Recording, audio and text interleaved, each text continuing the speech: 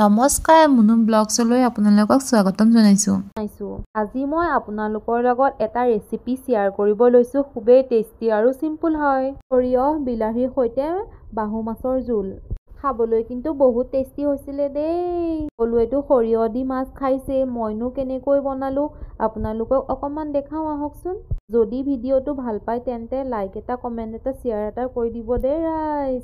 মই ৰেচিপিটো বনাবৰ কাৰণে প্ৰথমতে সৰিয়হ, নহৰু, আদা, শুকান জলকীয়া, পিঁয়াজ আৰু অকণমান গোটা জিৰা মিক্সিত পেষ্ট কৰি ল'লোঁ।